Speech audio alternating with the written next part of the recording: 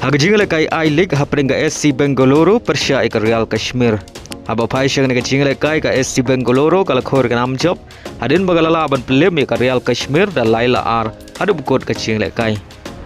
Haga jingle kai Women Champion League quarter final first leg hapring ka Bayarn Munich Persia ka Lyon.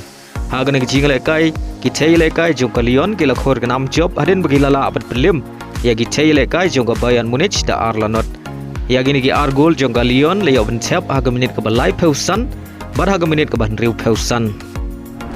Hagway par ka jingle kai Women Champion League hapring ka Real Madrid Persia ka Arsenal. Haga ni jingle kai ki tele kai jong ka Real Madrid kila khori ka nam job hadin bagilala abad pelim ya ki tele kai jong ka Arsenal da Arlanot. Bar yagini ki Argol jong ka Real Madrid le yoben tap haga minit ka ba ar peu ar bar haga minit ka ba pra peu ar.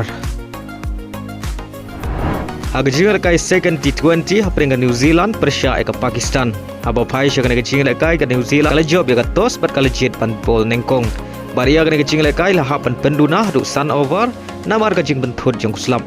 Haga politit jong ka Pakistan ki rangtit jong ka gilala ban kamai tang shis pa live hausan runs but hap khandai wicket nagi khat sun over. Habangi pai par syang ka politit jong ka New Zealand ki rangtit jong ka gilala ban kamai Shispa live new runs but have sun wicket.